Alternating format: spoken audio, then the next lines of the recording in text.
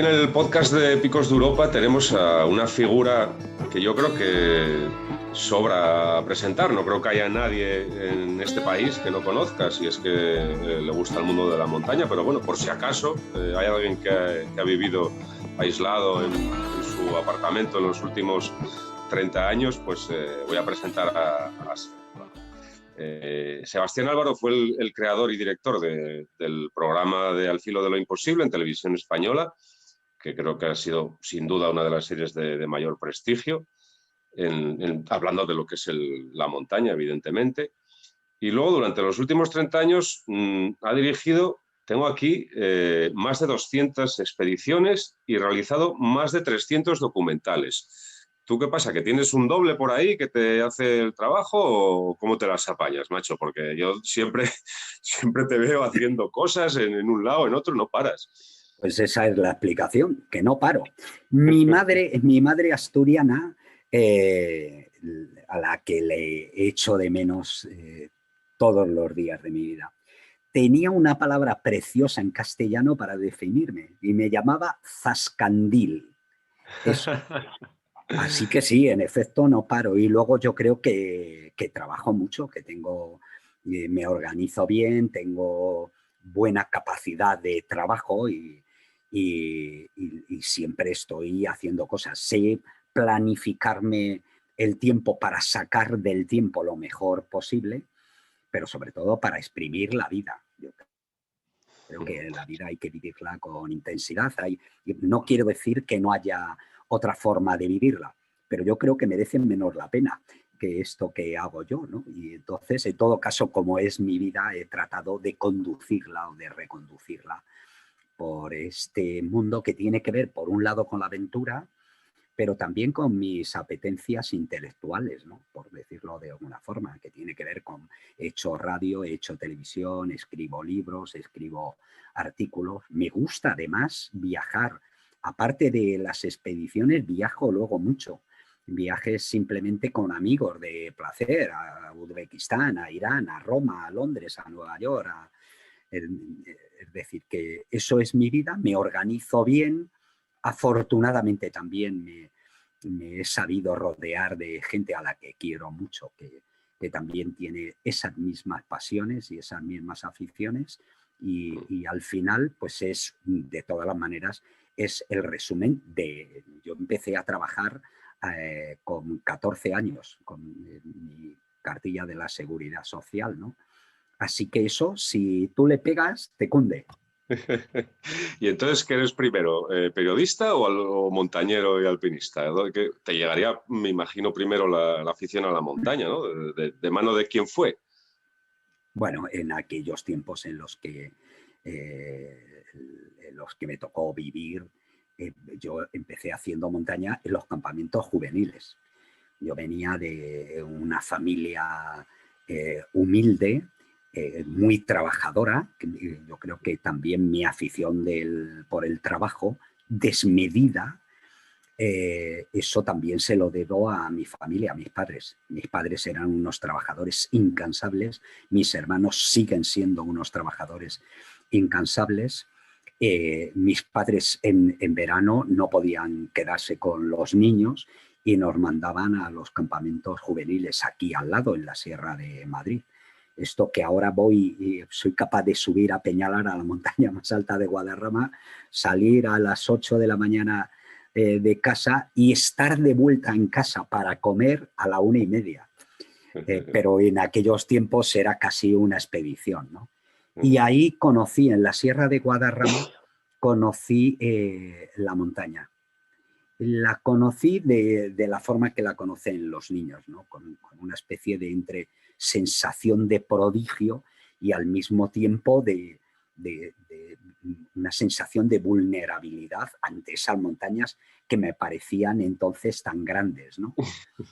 Y luego con el tiempo, cuando me hice adolescente y entre otras aficiones, pues coleccionaba lo de ir a hacer montañas y al mismo tiempo intentar salir con novias, ¿no? Que era a lo que aspirábamos todos, ¿no? Y entonces sí aprendí a amar la montaña. Primero primero las montañas de Guadarrama y muy especialmente la Pedriza, porque allí aprendí además a escalar, a atarme, tengo fotos preciosas, ¿no? Atados de estas cosas que nos atábamos al pecho, rapelando a la española. Pero luego inmediatamente conocí picos de Europa y Pirineos. Y aquello, por decirlo de alguna forma, es un mundo que tengo idealizado, porque es la sensación de plena libertad en un país que no tenía libertades y que solamente podíamos encontrar en la sierra. Era el único lugar que te podías ir con los amigos a pasártelo bien. El primer lugar al que llevabas las novias era el único sitio que podías ir e intentar robar un beso a la chica con la que ibas sin que nadie te mirara ni te regañase o te detuviese, ¿no? Así que para mí la montaña siempre ha sido un escenario de libertad que empecé a amar desde niño, que luego en la adolescencia lo convertí en sinónimo de libertad con mayúsculas y luego terminé haciéndolo mi profesión, una cosa ligada a los documentales, a los libros, a la cultura en general, ¿no? Y eso ha estado estupendo, ¿no? Hablas de la montaña, la tenía para final esta pregunta, pero ya que lo comentas, hablas de la montaña y de la relación de pareja. Yo siempre he creído, no sé si estarás de acuerdo, que la relación con la montaña es igual que tener un amante, ¿no? Y que la persona que sea tu pareja tiene que, o por lo menos con el oficio que los guías llevamos, o que la gente que tiene esta pasión por la montaña, como tú comenta, que la relación tiene que ser una especie de trío, ¿no? En la que tu pareja sea lo más generosa posible, porque te tiene, en cierto modo, que compartir, ¿no? con la montaña. No sé si en tu caso esto se ha dado así y si piensas igual. Yo creo que el mundo de las pasiones y las emociones que van a esa parte de nuestro cerebro que nos hacen recordar que ni somos pura razón ni somos pura emoción, ¿no? Y desde luego es difícil compaginar muchas veces, en mi caso, el mundo de la profesión, de las expediciones. Yo llegaba a estar 10 meses fuera de casa con una pareja estable. Bueno, yo creo que lo he podido llevar. Mi mujer dice que en realidad si logramos seguir siendo pareja es porque realmente hemos gastado muy poco matrimonio, ¿no? Y no está mal, por cierto, las parejas separarse de vez en cuando, darte cuartelillo y tu espacio personal de libertad, ¿no? Y yo creo que eso tiene que ver también con cómo entiendes tú la confianza, el amor y la libertad, ¿no?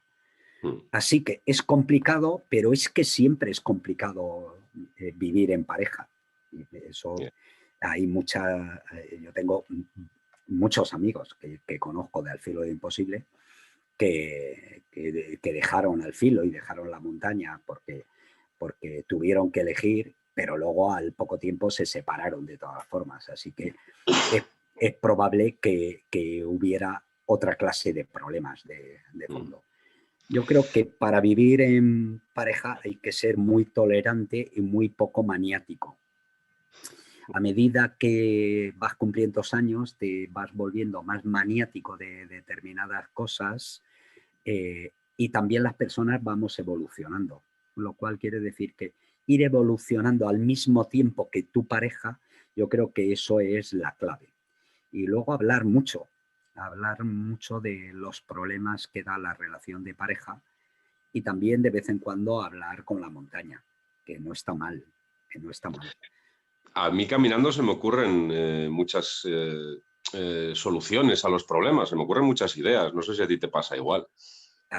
El caminar es fuente no solamente de salud, sino fuente de pensamientos. Y además está demostrado que buena parte de algunos de los más grandes creadores tuvieron sus ideas más geniales paseando. Así que pasear siempre está muy bien porque es el ejercicio más saludable, uno de los más placenteros el otro ya sabe la gente que nos oye cuál es, pero además que es mejor para la cabeza, para nuestro espíritu. Así que caminar y pensar van unidos de la mano, y al mismo tiempo ver el paisaje nos hace también entender muchas cosas del mundo en el que vivimos y del que formamos parte. ¿Cómo fue tu primer contacto con picos? Porque, bueno, ya que este es un podcast específico de Picos de Europa, ¿recuerdas la primera vez que viniste? ¿Qué hicisteis? ¿A dónde fuisteis? ¿Qué lugares visitaste?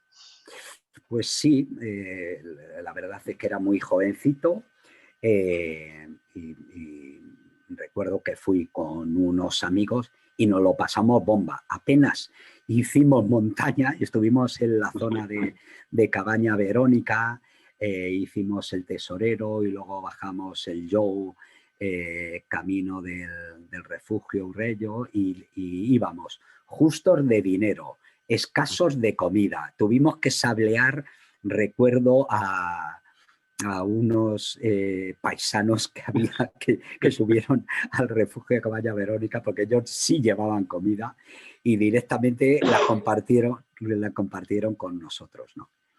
De ese viaje me quedé con dos cosas. Una, lo bien que te lo pasas con los amigos, que todavía los sigo recordando. Hay varios de ellos que murieron jóvenes de enfermedades malditas, del cáncer, ¿no? Muy jóvenes. Pero luego me quedé con una imagen que he tenido siempre de los picos hasta ahora. De los picos me quedó esa imagen de montaña romántica, de los dibujos aquellos de principio de siglo, que hay unos dibujos preciosos de torreones que salen entre las nieblas. Bueno, todavía hoy cuando subo a Sotres, me suelo parar en el camino, subir por ese desfiladero, ¿no? Y ver esas agujas que vas por la carretera y dices, coño, se nos va a caer una piedra encima, porque las tengo aquí encima, ¿no? Y todavía para mí Picos sigue guardando ese entrañable misterio que yo creo que deben de poseer todas las montañas, digamos, inaccesibles. Cuando la montaña se vuelve amable y urbana y urbanizada, que es muy bonita también, pero se convierte en otro tipo de montaña que no es el que yo más amo precisamente. Has hablado de Sotres, que me imagino que sería uno de los campamentos base cuando grabasteis aquellos programas de Al Filo. Sí, sí. Recuerdo, bueno, yo seguro que igual hay más, pero yo recuerdo la escalada en solo de Carlos Suárez por la oeste, recuerdo aquel salto en parapente desde la cumbre, y recuerdo con muchísimo... Pero eso fue en el año 91, 92, 93, por ahí, que estuvimos rodando. Pero es que en 1982 estuvimos rodando la oeste con Javier Oribe y Félix de Pablos, que nosotros creíamos que estábamos haciendo la primera en libre, enteramente libre, sin tocar clavos ni buriles, y luego me dijeron que no, que lo habían hecho otra gente un poco antes. Bueno, pues ahí quedó, y recuerdo que esa fue, bueno, fue un rodaje muy de andar por casa, porque habíamos venido de nuestra primera expedición al Hidden Peak, y estábamos haciendo reportajitos, no eran documentales, eran reportajitos muy, muy pequeñitos para un programa infantil que se llamaba Pista Libre.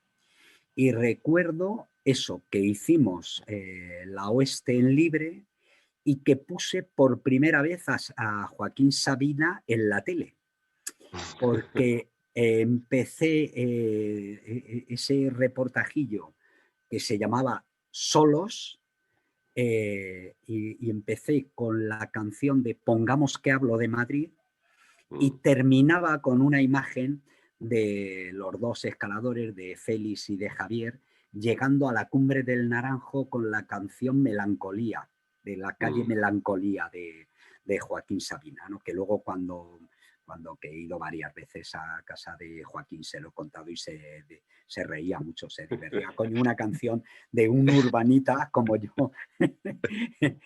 No, hombre, y me acuerdo también de aquella reproducción o de la primera escalada del Bueno, Marqués y del sí, Cainejo. Yo creo que eso esa fue apoteósico, ¿no? sí, fue de lo mejor. Unos años antes, en el 87 me parece, o el 88, también habíamos estado a reproducir la cara oeste del Naranjo, la travesía en concreto, por Rabadá y Navarro. Que fue muy poquito porque eso iba enmarcado dentro de la cara norte del Eiger, ¿no? Por decirlo así. Pero metí dos retazos, uno de la escalada del Fire y otra de la travesía. Y estuvimos allí, que yo recuerdo que nos costó hacer, hicimos 10 planos, pero uno de ellos quería que fuera un contrapicado. Portilla con la cámara desde arriba, cuando llevábamos cámaras de La cine, travesía, joder, claro. sí, sí, haciendo la travesía la hicimos con 3 puntos de imagen, uno, la reunión que está prácticamente pegado a tiros de torca, otra desde al acabar la travesía y otra desde arriba de la travesía, que esa cámara la llevaba el Portilla y que estuvo colgando de un buril, estas cosas que hacíamos cuando éramos jóvenes, que no son recomendables.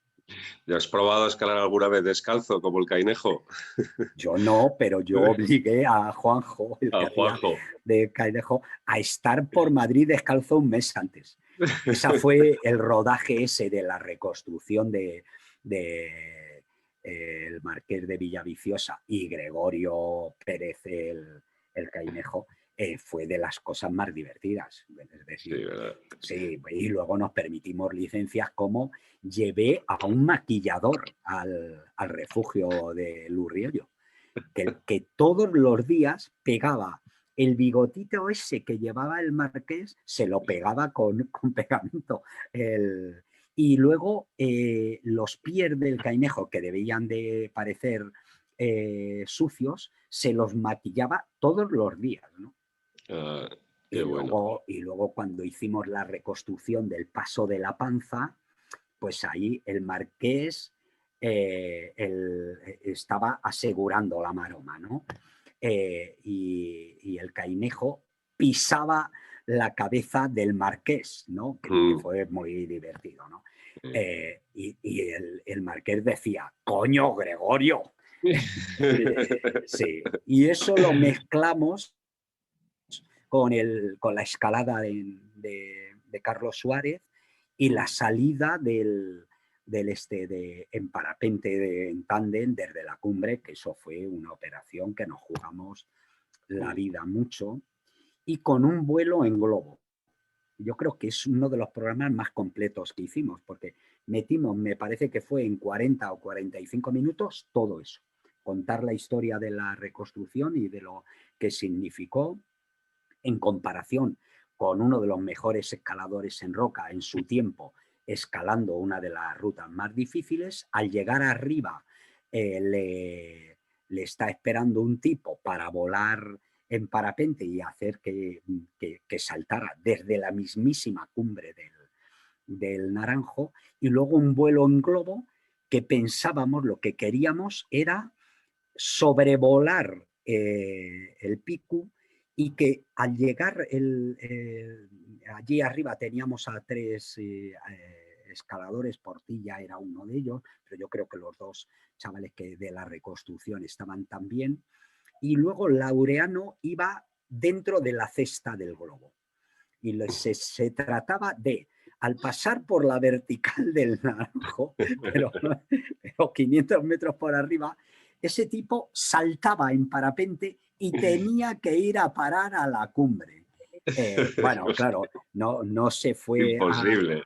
fue imposible porque hacía viento, el globo lo mandó a tomar por culo y el pobre Laureano se tuvo que ir a tomar también a otro sitio.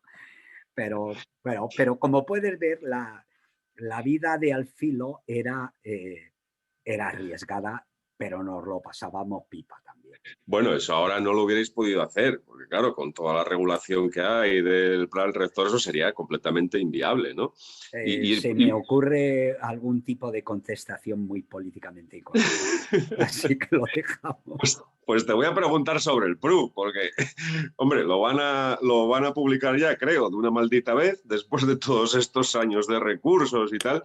Y evidentemente pues hay restricciones, ¿no? ¿El PRUC significa eso? ¿Un plan rector de un parque nacional significa solo restricciones o es algo necesario para la conservación, Sebas? Vamos a ver, por partes, y me pongo serio. La figura de parque nacional tiene como objetivo conservar un territorio, y más que un territorio, un paisaje que consideramos nosotros, la sociedad, no solo los montañeros, ni los ecologistas, considera la sociedad que deben ser conservados. Bien, ese es el primer punto. Así que lo fundamental cuando tenemos dudas entre una cosa y otra, hay que conservar. Pero una vez dicho eso, y ahora en la pandemia, que luego si quieres podemos también tocar ese tema, el tema de la pandemia han puesto de relieve, primero, que algunas de las cosas que nos creíamos, incluso de nosotros mismos, estaban equivocadas. Una de las cosas que estaba equivocadas era que teníamos el mejor sistema sanitario de salud del mundo. No, no. Y por tanto, si aspiramos y no nos resignamos a que las cosas funcionen mal, los ciudadanos de nuestro país debemos exigir que se hagan bien.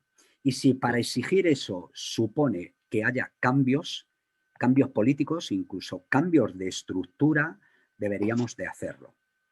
Lo digo porque una de las cosas que yo creo que ha faltado en la gestión de la pandemia y ahora mismo también con los parques nacionales, en concreto de ese parque, es que haya una mirada de conjunto global, que desde luego tenga que ver como principio la conservación, pero la conservación no debe de estar reñida con la vida de las personas que lo habitan. Es que, joder, es que es fundamental. El problema que tenemos en Picos quizá es que son 3 comunidades autónomas, que es el único parque nacional que tiene esta peculiaridad y que tiene gente viviendo dentro, pero tiene gente viviendo dentro que son pastores, gente que ha modelado el paisaje y que en su día, como tú bien sabes, ha recibido el premio Príncipe de Asturias por hacer esto, por vivir allí y porque fueron los primeros conservadores. Yo creo que es una figura que no se puede olvidar, no se les puede tachar de salvajes y yo creo que tienen muchísimo que enseñarnos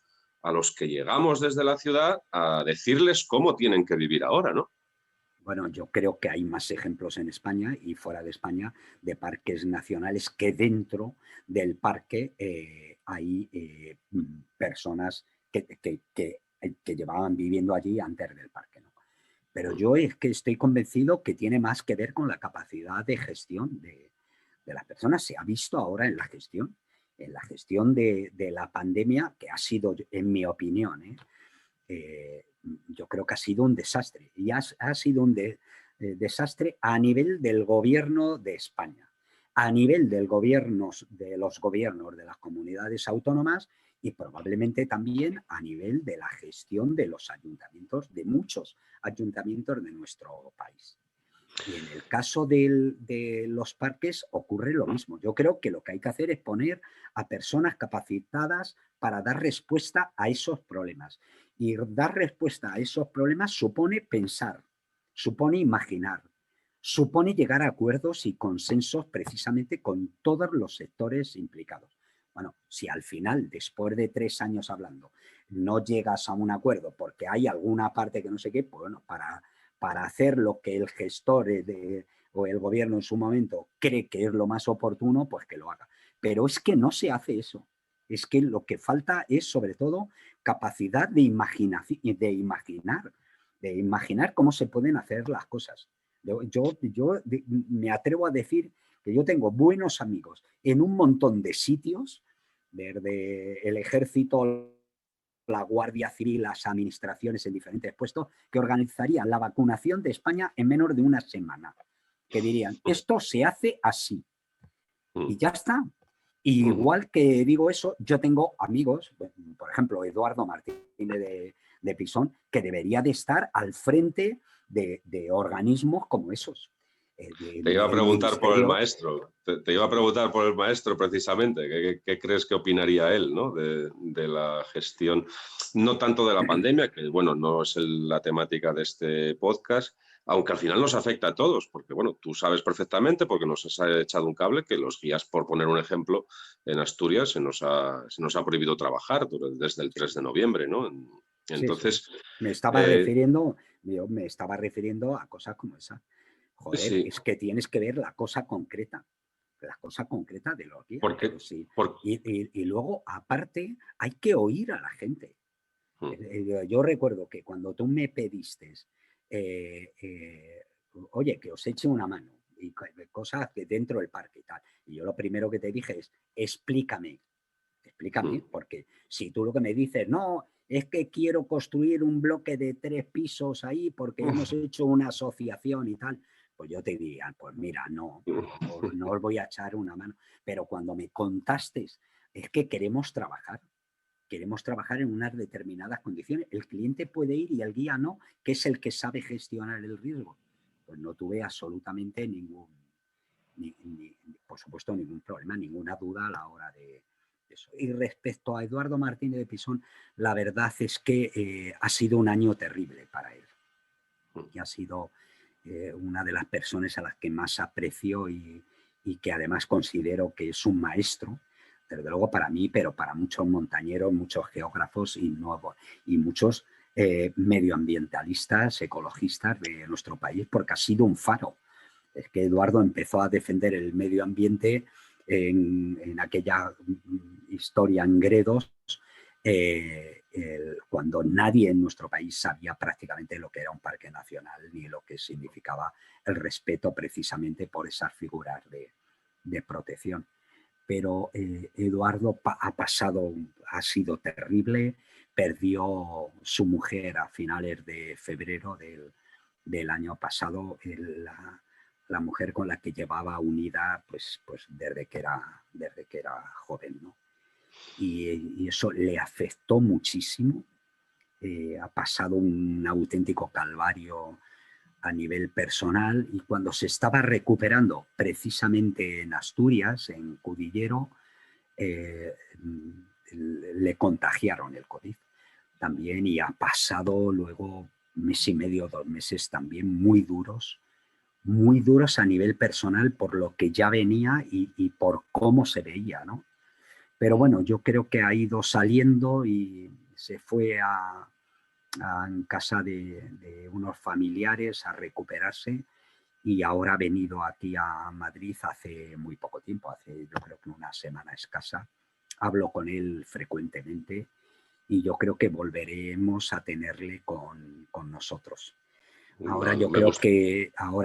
que Eduardo lo que necesita es un poco de sosiego, de soledad, quiere encontrarse allí, y también de tranquilidad de espíritu, ¿no? Hace poco me dijo una frase que no se me ha olvidado, que me dijo: Sebas, necesito volver a encontrar el sentido de la vida. Y entonces hay que dejarle la tranquilidad y el espacio y el tiempo que él quiera. Muy bien. No, me acuerdo un descubrimiento más bien de unos fósiles que la Universidad de Geología de Oviedo los encontró en la zona de la Sierra de Vejes. Y resulta que estos fósiles están datados de la misma época que Pangea. Entonces hubo una publicación en los medios y tal, y bueno, era una de las cosas que me gustaría algún día comentar con él, porque quizá nos haría ver en perspectiva, ¿no? Un poquito mejor pues cómo se forman las montañas, ¿no? Tú que has viajado por medio planeta, me imagino que esto te pasará en más sitios, pero bueno, que aquí en Picos de Europa tengamos este pequeño rincón, ¿no? Que estaba ahí, que debería ser igual una isla, pero que era un pequeño mini continente en aquella época en la que la Tierra era todo agua, ¿no? te hace pensar que cuando caminas por ahí estás en un sitio muy, muy especial, ¿no? Sí, claro. Bueno, como en muchas otras montañas también, ¿no?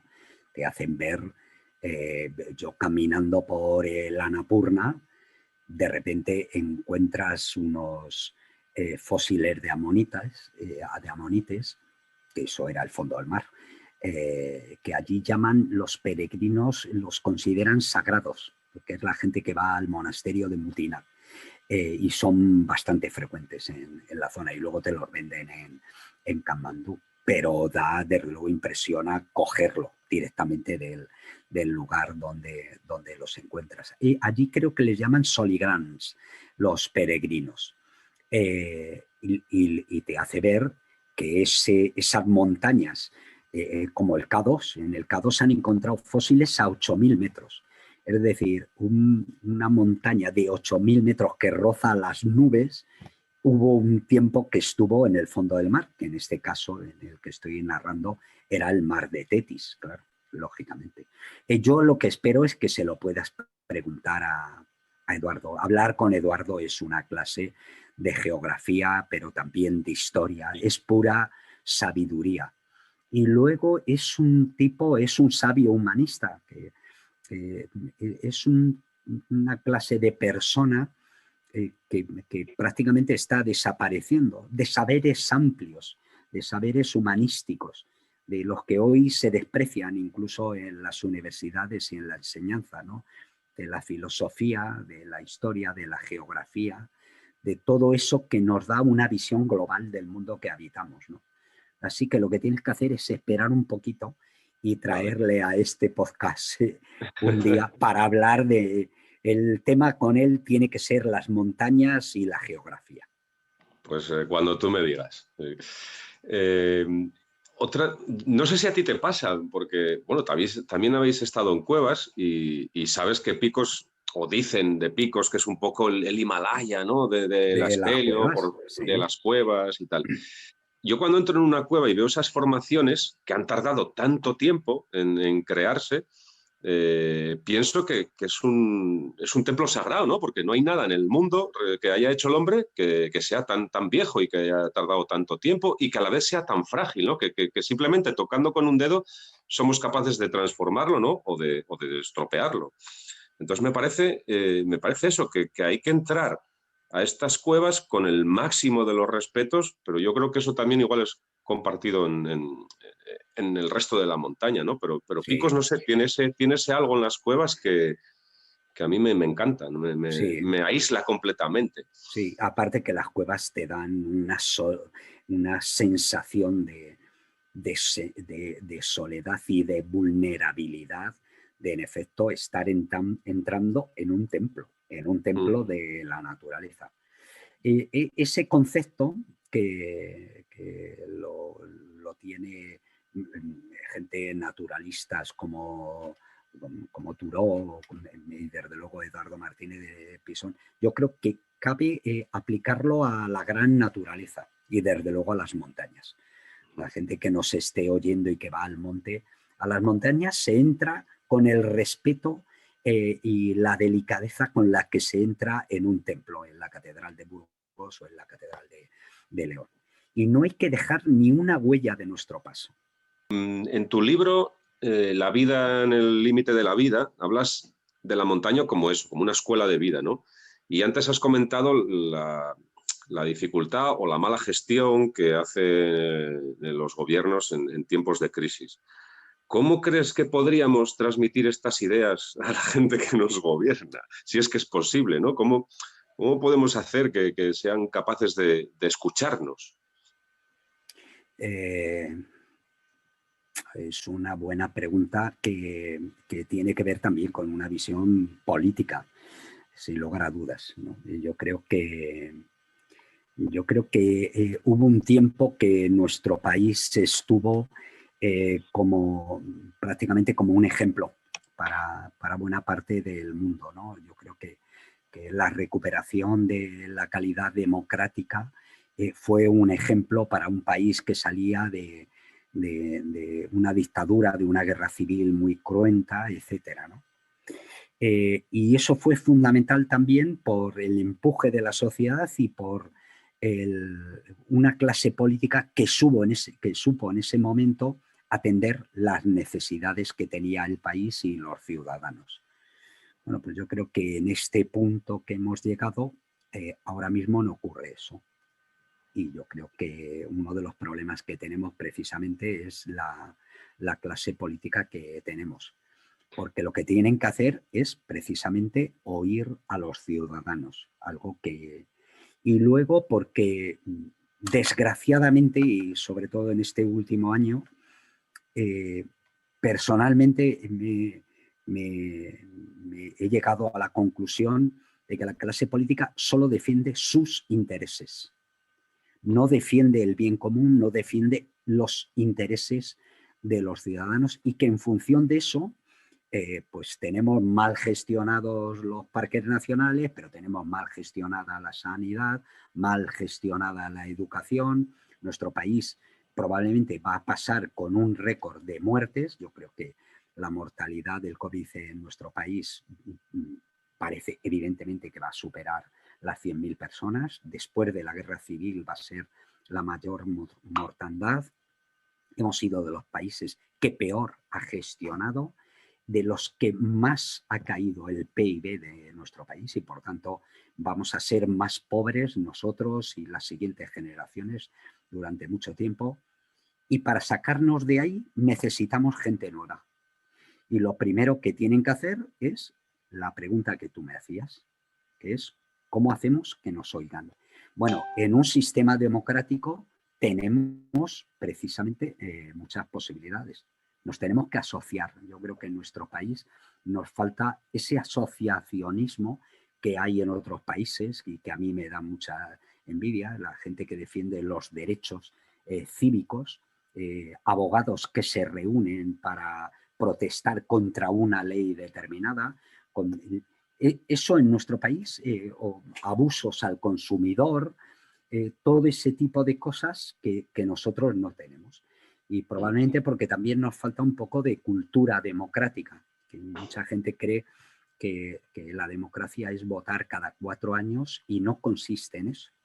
Y de valor igual, ¿no? Sí, consiste en eso, pero consiste en más cosas, ¿no? Entonces, digo que igual nos falta un poco de valor y de coraje para tomar esas decisiones. No, a este país no le falta valentía, le sobra coraje durante seguramente muchas épocas de nuestra historia, pero sí nos ha faltado tradición democrática. Y yo creo que en ese punto estamos. Tenemos posibilidades de hacer más partidos políticos, tenemos posibilidades de cambiar los partidos políticos que tenemos posibilidades de cambiar en este tiempo en el que hay gente que pide cambiar la Constitución en un sentido determinado, bueno, hay posibilidades de cambiar la Constitución en otro sentido determinado. Si estos sistemas que nos hemos dado no funcionan, cambiémoslo, pero lo podemos hacer a través de asociaciones. Asociaciones de guías, por ejemplo. Pues lo que tenéis que hacer es protestar y haceros oír. Y si no, escribir un artículo. Y si no, hacer una manifestación. Y si no, hacer un día una huelga. Y ojalá eso se traduzca en algo. Porque oír y no hacer nada, este tipo de cosas, de declaraciones que dicen tomo nota para no hacer nada. No se trata de eso. Se trata precisamente de gestionar, de hacer más cómoda y mejor la vida de los gobernados, en una palabra. Me gustaría ya para ir terminando, que te estoy robando demasiado tiempo y te lo agradezco de verdad para un podcast que ni siquiera ha nacido, pero te agradezco el detalle. Hablar un poquito de cultura de montaña, porque ahora vemos que la gente se está federando en masa. Yo no sé si está pasando en Madrid también, pero aquí en Asturias han incrementado las licencias más de un 30%, porque en realidad es el pasaporte que te permite escapar del confinamiento o de los cierres perimetrales, ¿no? Aunque habrá mucha gente que esté federada simplemente porque le gusta la montaña. ¿Cómo gestionamos esto? Porque si encima en Asturias no nos dejan trabajar a los guías y si no hay una cultura de montaña en la que les enseñamos cómo gestionar el riesgo, ¿qué hacemos? ¿No? Porque en otros países, por ejemplo, que tú conoces, la figura esa, la gente se forma como guía incluso aunque no trabaje, como en Francia, ¿no? Hay una cultura de montaña y aquí, sin embargo, parece que le damos la espalda a la montaña. Bueno, es que venimos de situaciones muy diferentes. Es que perdimos el siglo del romanticismo y la nueva forma de ver la naturaleza, y perdimos también el nacimiento del alpinismo. Nos hemos incorporado tarde, aunque yo creo que en los últimos 40, 50 años se ha hecho mucho, desde mediados de los años 60, que en España se empieza a recuperar el promedio en España, era $300. En, ¿Perdona? mil, ¿El promedio de qué? Perdona. en la renta per cápita Mm. eh, era $300 en 1936. En 1955 seguía siendo $300. Y eso lo que supone es el sacrificio y el hambre que pasaron esas generaciones que vivieron la Guerra Civil Española y la famosa posguerra. Pero en 1975, cuando muere Franco, hemos multiplicado por 10 esa renta y pasa a ser 3.000. Y en el año 2015 era 30.000.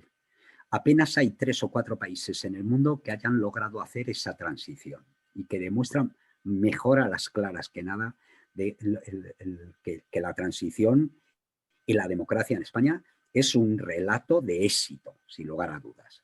Bien, quiere decir, nos incorporamos muy tarde a eso, Andrés, y por tanto no se nos puede pedir la misma cultura que hay en países alpinos como Alemania, Italia, Suiza o Francia. Bueno, pero hemos recorrido un gran camino. Y a mí me parece que el que haya más licencias federativas es una oportunidad. Yo recuerdo que hace un año había un montón de gente y manifestaciones en calles de Barcelona protestando contra los turistas. Y yo decía, coño, 85 millones de turistas en España es una oportunidad. Lo que tenemos que hacer es gestionar eso, sacarlos de sitios donde están hacinados, vamos a llevar a caminarles, a hacer el Camino de Santiago, a que vayan a las montañas, que las conozcan, que haya una economía alternativa en muchos sitios que hoy en día no la hay. España es un lugar magnífico para pasearlo, para caminarlo. Vamos a hacer rutas, vamos a hacer un perímetro de que una, digamos, el Camino de Santiago, pero también al mismo tiempo todos los lugares de costa de la península ibérica. Es decir, con un poco de imaginación, y yo tengo mucha, a mí se me ocurrirían 100.000 oportunidades. Bueno, hoy estamos llorando porque nos hemos quedado sin turistas. Así que bienvenidos que la gente se federe, porque eso es una oportunidad para, por un lado, enseñarles a amar la montaña.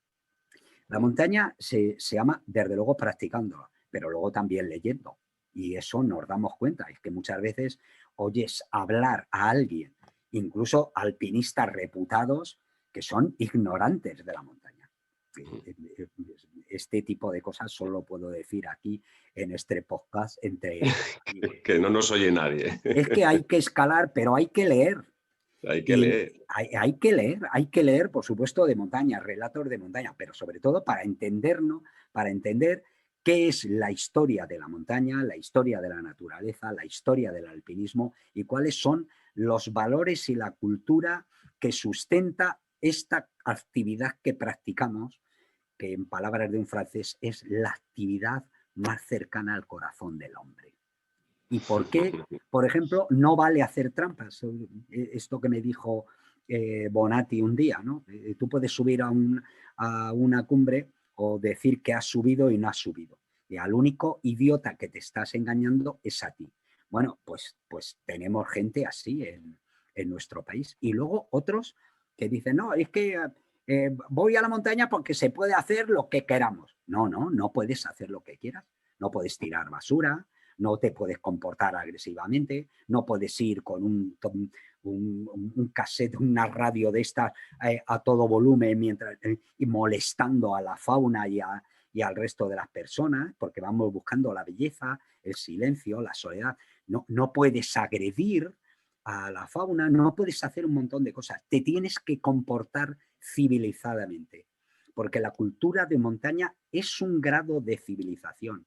Y luego por eso, además, supimos conservarlas, darle la mayor figura de protección. Nuestras mejores montañas están protegidas precisamente para que nuestros hijos, nuestros nietos, puedan un día disfrutarlas como hicimos nosotros. Vale, y te agradezco muchísimo que nos hayas atendido y que nos hayas dedicado parte de tu tiempo, Sebas, porque escucharte siempre es un placer y escucharte es sinónimo de aprender, ¿no? Yo ya te lo dije en su día cuando vi, y recomiendo aquí a cualquiera que vaya a jornadas de montaña en las que tú seas el ponente, porque quizá haya mejores alpinistas en el planeta que tú, pero gente que sea capaz de transmitir ese amor por la montaña como tú lo haces, creo que hay muy, muy, muy poquitos. Gracias, Sebas.